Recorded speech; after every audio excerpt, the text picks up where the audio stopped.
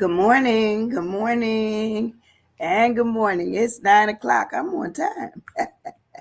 I am on time. I tell you, outside is so cold that I said, "Oh my goodness," it's 28 degrees. I'm done with that. You know, I love the 60s, the 70s, the 80s, and the 90s, even in music. But Lord knows it is too cold for anybody to be outside. Except the elements themselves. They should be out there hanging out. But how are you this morning? I'm having a good day. I got up and talked to a few people on the phone, and I have a project tomorrow that I'm trying to get set for.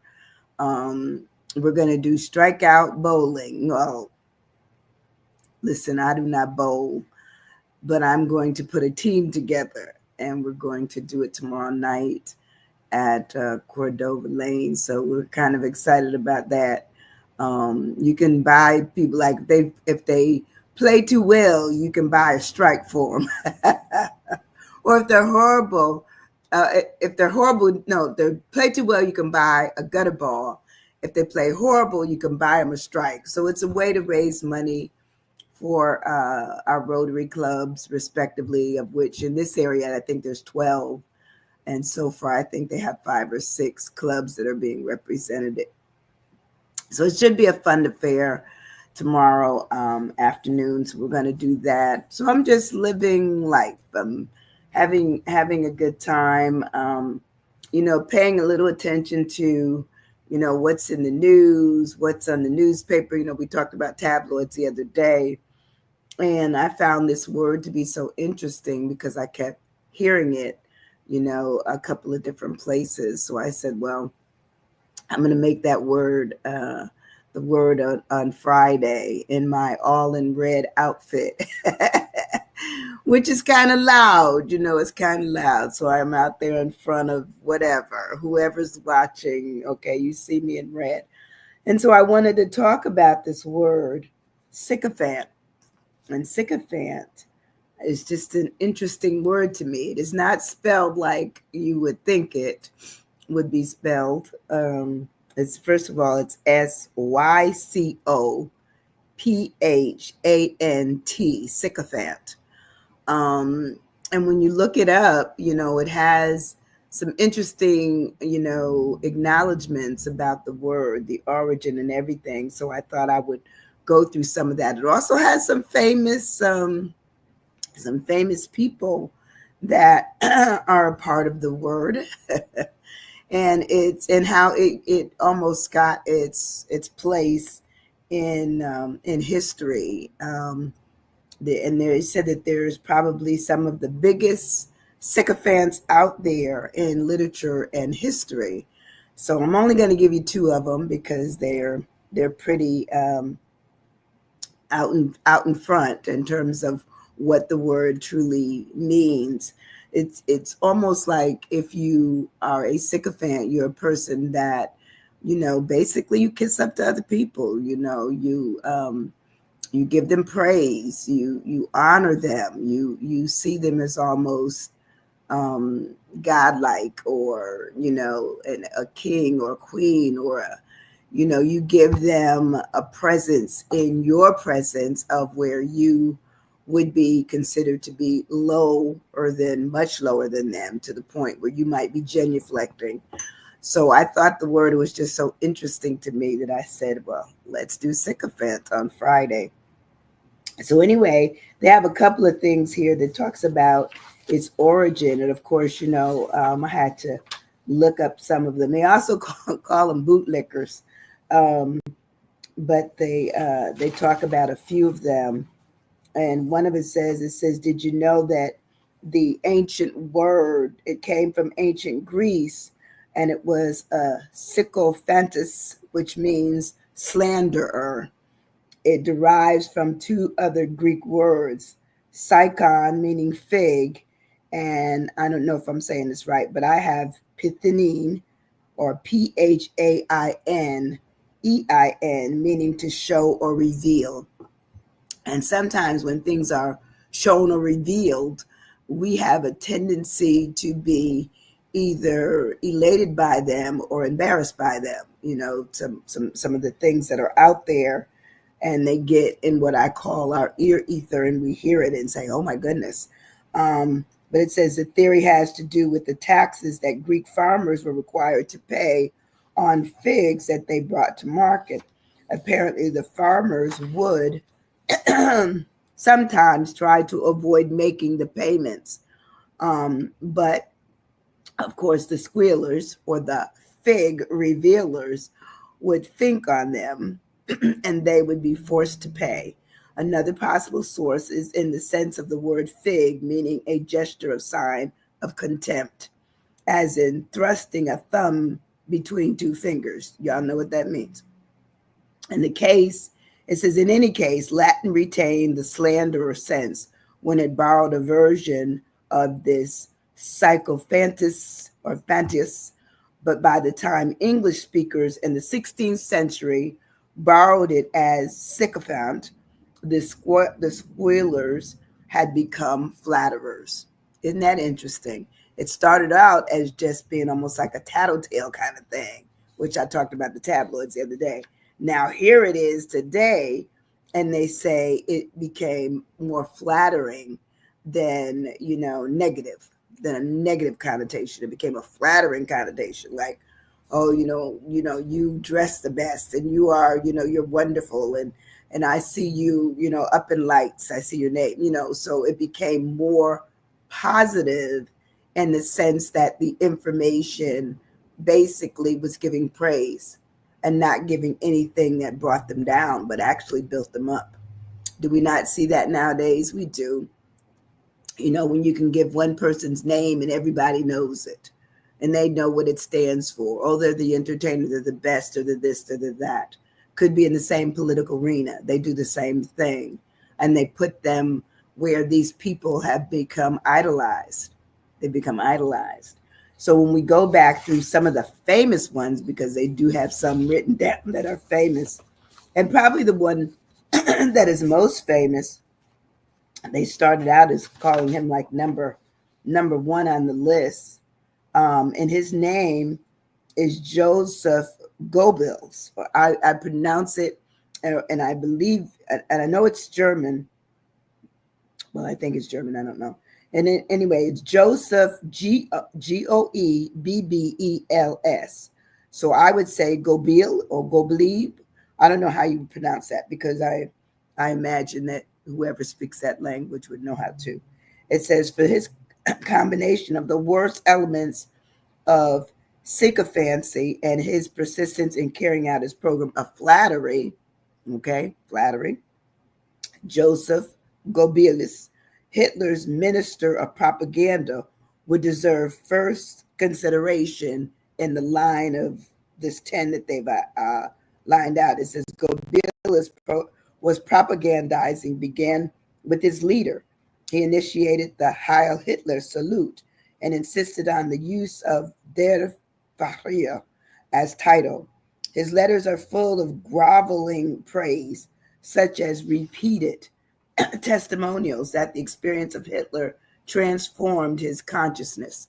And so sometimes we don't realize that hearing things over and over again transform what we believe and what we may be thinking, or what we should be thinking, and then ultimately how it affects what we believe.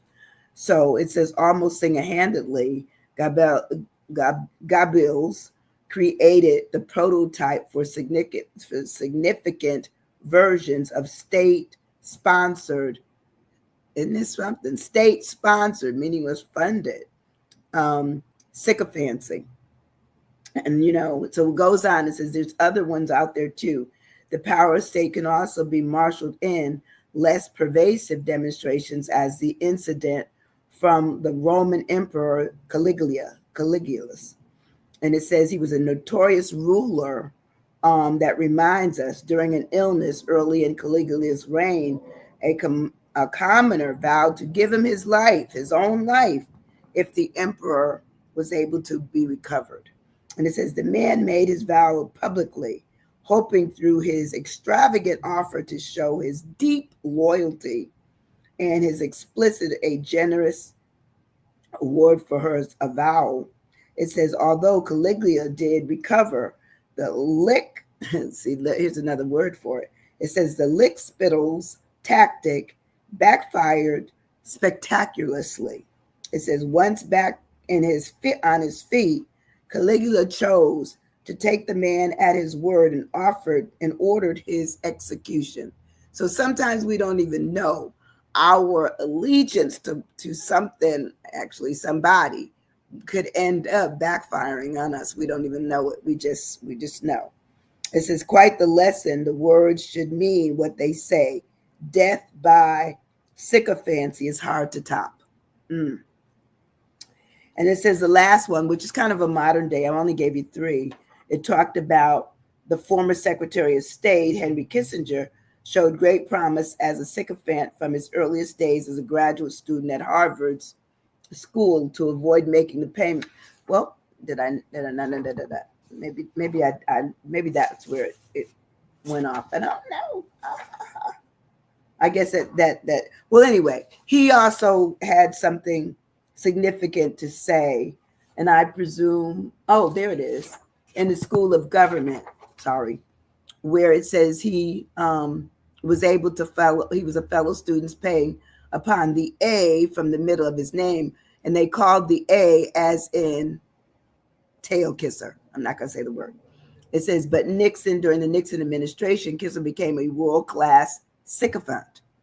World-class, meaning he knew how to say what was needed to be heard. And he says he became known as the one who could recall a deplorable comment to Nixon after meeting with Golda Meir in 1973 when the prime minister of Israel, Meir, had implored Nixon to ask the Russian government to allow more Soviet Jews to emigrate to avoid persecution. So as you can see, that word is significant, and they're using it quite a bit in the airways. And I said, well, who even knows what it is? Who knows what it means? Who knows when somebody says that do you know about sycophant, or there's so much sycophants going on? So anyway, sycophant is real. It says a person who acts obsequiously towards someone important in order to gain advantage. Have you ever met somebody like that? And I'm talking about on a small scale.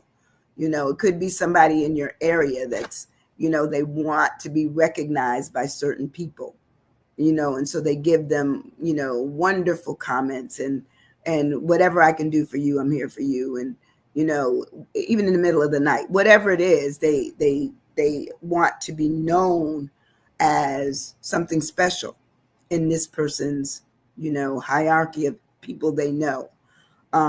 So it says that a sycophant is also, they call them creep. They call them a crawler, a trucker, a flunky, a doormat, a lick spittle, which is what I said earlier, a wick spittle. Good morning, Ardelia Wilson. How are you? It's me. I'm here. And today's word is sycophant, and it means a person acts obsequiously towards someone else. That means it's almost reminds you, and probably a good vision of that is I remember in Gone with the Wind, all of the servants acted like they were less than because they were treated less than, anyone else in the house that happened to have a different color. So they would, whatever you want, sir, I'm going to bring it to you. That kind of thing. That's a sycophant. That's what it's called. And it says that other words for it would be a creep, a crawler, a trucker, a flunky, a doormat. And it says, it also says obsequious person or a cow tower. Never heard that word before until I saw it, a cow tower. But when we break the word down further, it talks about, well, what else could it be? It's a suck up. That's the S, a suck up. It says a person who behaves obsequiously, especially to earn approval or favoritism. We want, sometimes we may go to great expense of losing our own identity by assuming a position of, and less importance to someone that we see as being so much more important. That's what we do. And it says that means that we might watch it and realize that there's a gravel that goes to that. And there's that word again, creep, a bow and scrape, a bow and scrape, meaning, you bow down to give anybody anything that they want, and you will get it up from the ground if you need be, whatever it is. They don't have to do anything. They just need to know that you almost become a mouthpiece for their praise, for their ego, for their, high esteem. You are it. Good morning, Cheryl. How are you? Good to see you in the space. Good to see you. Today our word is sycophant. And a sycophant, hey Carney. And a sycophant is a person who acts obsequiously towards someone important in order to gain advantage. And do we not know that those people exist? Yes, they do. They do exist. They do. And it talks about, so I said my S was for suck up.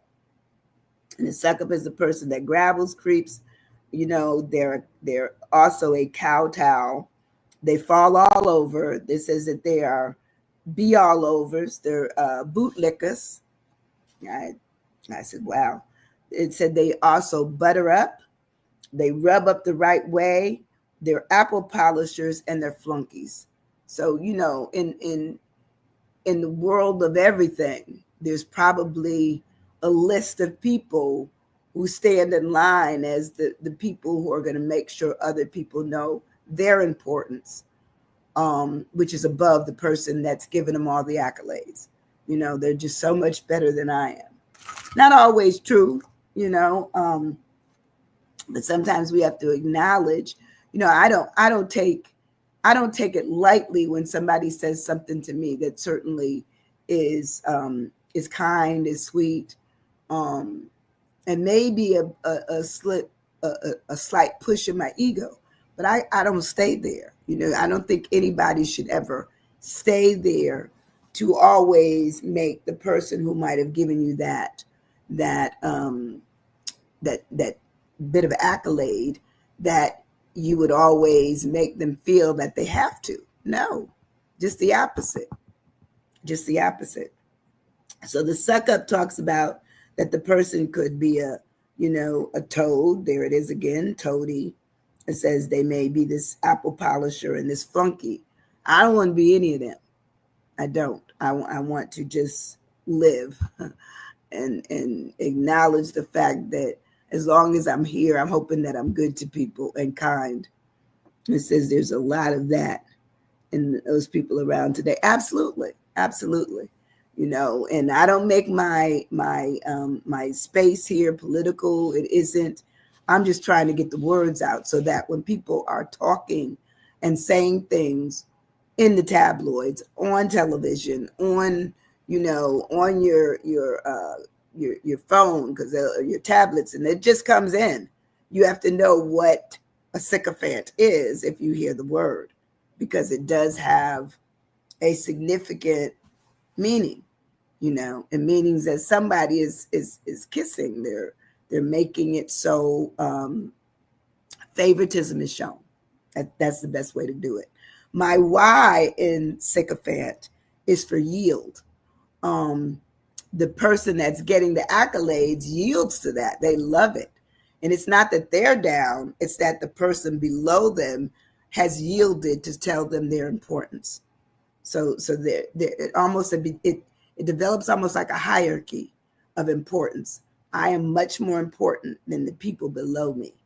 I am much more important than the people that I serve, the people that I'm over, So the yielding talks about when someone below someone else has surrendered. It says that they may submit, they may even admit defeat or admit they're being comfortable at being considered less than. Okay. It says that they also may be ones who have conceded, to understand their importance of needing to back down, to quit, to give in, to raise and show a white flag. It's okay. You're better than me. You're more, important than me. So therefore, I am who I am. It's so funny. I want everybody to have their own level of importance, whatever that is. But I never want it to overshadow the fact that we all should feel comfortable in who we are. It doesn't mean that somebody is much more important. Sometimes people just have more money than us, you know, have more, accomplishments than us. That's okay, you know, but we should still feel good about who we are and not be concerned about who they are to the point that it disrupts our feeling good about the we that we are. That's it. So the yielding, yet I almost say the suck up, the yielding, all play well into the sycophants, idea of, basically they're posturing, they're looking up. It also says on the C of sycophant, which is SYC, is creep. Now, you know what creep is. Creep is a derogatory word. It's informal. It's a person who behaves in this obsequious way in hope of advancement. There's always a negative that may happen before a positive may happen. So negatively, we would not want to see anybody working from this sycophant lifestyle or role. But we'd like to see that somebody did something for them just because they wanted to, not that they did it in a way that they, kind of fell up in it, kind of made it where it was, I must praise them, I must do this and do that, So anyway, it talks about it being the creep being the crawler, the graveler. It says that they are lick spittle, doormats, trucklers, brown nosers, yes men and yes women, and a bootlicker. Those words are pretty tough when you think about it because they're all negative. They all say that the position, to me, you can't be a brown noser unless you're bad, unless you're low. You can't be a yes man unless you're considered to be less than. And you certainly can't be a bootlicker if you're at someone's head and you're on the same level. A bootlicker says that you're underneath them. You're underneath their foot. You're underneath their foot. My O, as I move on, is for obsequious. And, I learned that word years and years ago. And I always was intrigued with it when I first saw it in a book that I was reading. I said, I don't know that word. And, I'm going to tell you something about words. I remember my mother always telling me, and, as I've always said to you, she didn't know all the words, how to pronounce them. But daggone it, my mother was a smart woman. She read the newspaper. She wrote out letters. She did everything. But I was only with an 8th grade education because that's what she was allowed in the South where she grew up. But the interesting thing is that when I would ask her a word that I didn't know, she said, go find a dictionary. It'll tell you. Then you tell me. And that's what I did. I saw this word years and years ago, obsequious, marked by exhibiting a fawning attentiveness, meaning, hey, I'm just going to make sure I'm obligated to whatever you need. Whatever you want, you can have it. I'm here for you. That's the negative side of it. It says it's usually someone who's obedient and attentive to the excessive and sometimes servile degree, meaning it's servitude. It's a form of service. It's a negative form of service in today's realm, certainly. And even back then, but of course, people that necessarily didn't see it as that because that was the thing of the times, after World War, before and after, the Civil War, hey, it was rampant, and well into the early 1900s, well into. So it says service.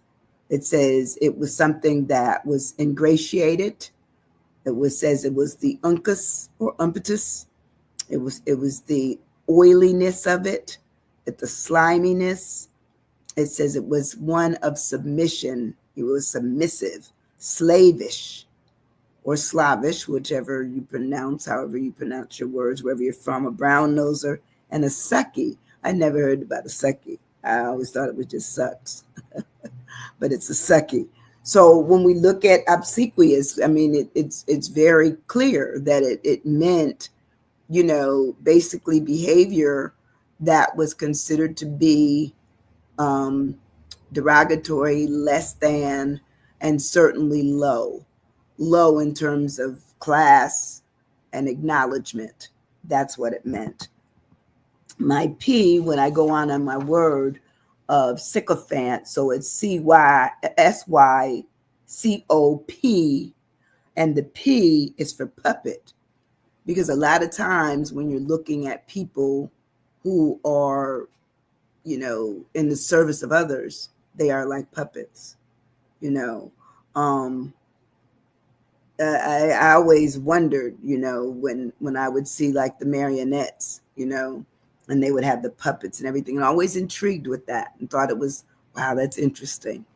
The thing about it is that, in real life, there are people that are controlled by strings, but they're invisible strings. So it becomes one of connection through how they feel, how they think, and how they behave. That's how it's done. Feeling, seeing sometimes, thinking all the time that they're less than. Purpose. Ooh, yes. And how do we lose our purpose? That's interesting, Ardelia. Yes. How do we lose our purpose? Because sometimes people make us have purpose in them and we lose the purpose for ourselves. Thank you, thank you, thank you. So the puppet, one who acts or are controlled by an outside force or influence. So, I mean, I gave you the marionette kind of thing. That's not real. The puppets aren't real. But in human life, there are people that behave like puppets because there is a controlling factor, and they've lost their purpose, but it says the purpose is to get favor. So that, I guess that would be a purpose. But they said they're usually pawns or tools, they're minions, they're victims, they're an instrument of whatever else is happening to them. Lapdogs. It says they're lay figures, they're cat's paws, foul, stooges, a dope or a dupe, and a chump. I don't want to be known as negative names when I leave the world. I hope the name or the identification of who I was while I was here was certainly uplifting enough that my body is just what's left of what, the remnants of what I did in life that still lives on. That's what my hope is. My prayer is that I will be, and I'm a believer of God, that I will be taken up in terms of my spirit, but the body, okay. But I don't want it to be that I've been controlled. I've been under someone's control and even husband and wives. When I was a counselor, I worried about some women, and I had a couple of men I had to worry about too, because the women that they had were stronger in personality, and they made it where, I'm in control. Well, to me, I just believe that marriages need to be give and take, but the ride, it should be smooth. It should be smooth. It should have a purpose, that we're together for good reasons and not bad, that I will not violate, the person in any way to make them feel that they're less than the marriage deserves, so that there's give and take, there's love and kindness, there's joy, even if occasionally you both experience the pain through loss of whatever, a child, a dog, a parent, the coming in together is still there. So I would look at that. But I know that there are marriages out there where puppet things go on, just being controlled by people. That's a red flag for me and as a counselor, but it should be a red flag for you as an individual. Live your life. My age, my age of sycophant, which is SYCOPH, and the H is for help. Okay, it says devoted and helpful followers or supporters.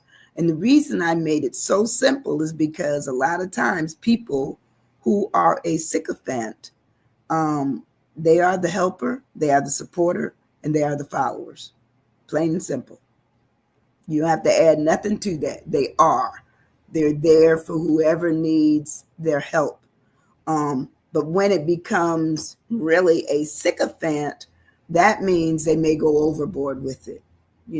Too much helping, overly supporting, overly following. You know, um, I always used to worry about every once in a while, and you'll see it on the news or the articles and stuff where people are being stalked, and those are people who, for whatever the reason, has gotten it wrong in their head of the reason to, care for somebody because they care in the wrong way, because it's overly aggressive, and it could be scary. It could be scary. But then that's when you really talk about, like, hey, I don't want that kind of thing going on with me. I mean, I want to just be free and live my life and know that I'm safe. But I don't want anybody to be the helper, pardon me, from hell, the supporter from sincere to scrutiny, and the follower to foolishness. I'm just not interested in any of that. None of it. My thing is that let me live, let you live. We'll have a good time. We'll have a good time. When I move on in my word of sycophant, my A is for assistant, because sometimes you will find that these folks are assistants. And it says an assistant to an important person. That's an assistant. Now they have other assistants as well. It says, but they also could be a servant or a courtier, which is somebody that just is right there. They're right there at their beck and call. And it says, this assistant could be a companion. It could be a retainer, an aide, a bodyguard, a chaperone, a right-hand man, a right-hand woman, a flunky, a minder, and basically just an all-out personal assistant, meaning I'm right there, whatever you need. I always I always think about people that are famous, like the people on television or the people, making big decisions or in the limelight all the time. How do they find normalcy? How? I don't know. Because I would be concerned that someone is constantly not even at my beck and call, but they're, anyway, I didn't call them, I didn't beckon them, but they're there. I don't know how I deal with that. That would be troublesome. But an assistant is all of the things that I mentioned. And then, your conscience would be, wow, this is a little much. It's a little much. My N of sycophant, so SYCOPHAN, is for necessity. Some people thrive on having sycophants around. They want them. Those are the people that promote them. It almost becomes something that they lean on. They're required to have. It's them. And it says, so the necessity is the fact of being required or indispensable. That's it. Required or indispensable. Or it says it's just a thing that they must have. They must have people around them that adore them, that love them, that express themselves of this admiration all day long. You know, that's what they need. So it says it puts them in a position where it becomes essential, fundamental, a prerequisite to be in there and then staying there. And then it says a precondition, a compulsion, and a demand. Now they had more synonyms, but I was running out. I gave you 6. They had a lot. They had a lot more. You know, when you think about that word of necessity, that just means plain, absolutely plain, need it. And people get in a position to need what they've become accustomed to. You know, I say I've never had anybody, you know, at my beck and call, and I don't want them like that. I don't want people to be that way towards me.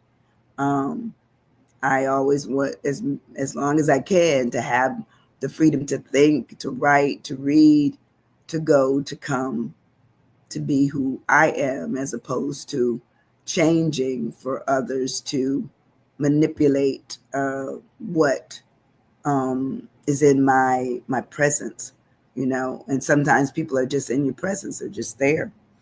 Um, so with my last T, which is SYCOPHANT, sycophant, is toady. And I told you I'd never heard that word before, but toady is a person who behaves obsequiously to someone important. So there it is again: a creep, a crawler, a groveler, a leech, let's face it, a puppet, a stooge, a bootlicker, a flunky, a henchman, a follower, and a servant.